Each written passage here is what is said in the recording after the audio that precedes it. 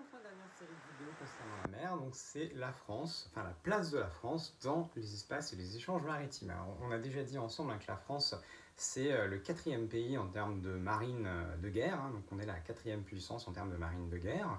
On est un des très rares pays, on est deux, trois pays en comptant le Royaume-Uni, à avoir comme les États-Unis la capacité d'intervenir n'importe où sur la planète, alors dans une mesure bien moindre que les États-Unis, puisqu'on a beaucoup moins de ressources, beaucoup moins d'hommes, de chars, d'avions, de soldats, de navires que les États-Unis, mais la France a quand même cette capacité-là à pouvoir déployer des forces opérationnelles assez rapidement sur n'importe quel point du globe.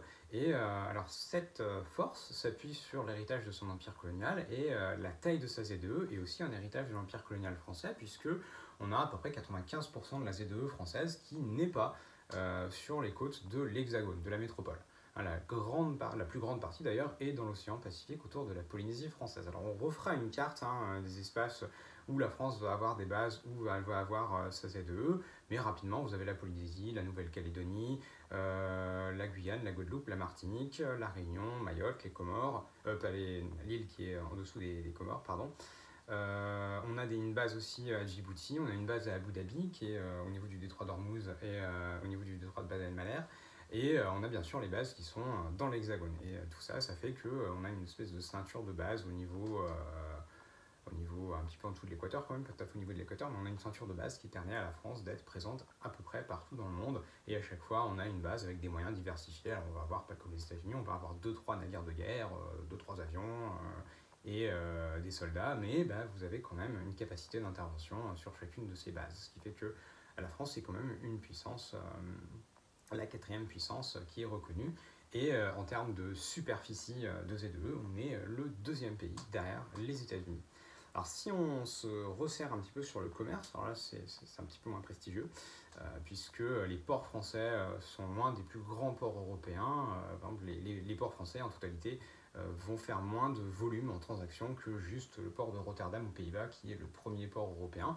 Et on a une majorité en fait, des marchandises à destination de la France qui ne vont pas passer par un port français, mais qui vont passer par le port de Rotterdam pour ensuite retransiter par voie ferroviaire ou par voie terrestre, ou alors par un autre bateau pour venir dans un port français. Les ports français sont des ports secondaires dans le processus de mondialisation.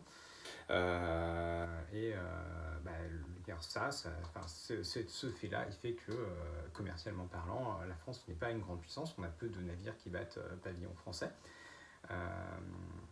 Et alors par contre on a un savoir-faire, les arsenaux de Brest et de Toulon qui servent à confectionner les navires de la marine nationale sont des arsenaux qui sont actifs et qui nous permettent d'avoir une flotte de guerre la quatrième du monde, donc beaucoup moins nombreuse que celle des États-Unis, mais qui est quand même efficace.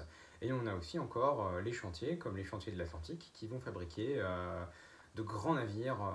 Alors c'est des bateaux de croisière, avant ils faisaient des méthaniers à Saint-Nazaire, maintenant ils font des bateaux de croisière, mais on fait les plus grands bateaux de croisière du monde, et qui arrivent à rester compétitifs face aux chantiers coréens, chinois. On a aussi des chantiers de plaisance plus modestes, mais qui sont plutôt dans le domaine de l'industrie du luxe. Et enfin, on a le troisième armateur au monde avec la CMA CGM de Marseille. Donc même si on n'a pas une grande flotte de commerce, on a quand même le troisième armateur du monde, ce qui fait que pour toutes ces raisons, la France est une puissance maritime, même si on est une puissance maritime qui a quand même perdu depuis un siècle de sa puissance.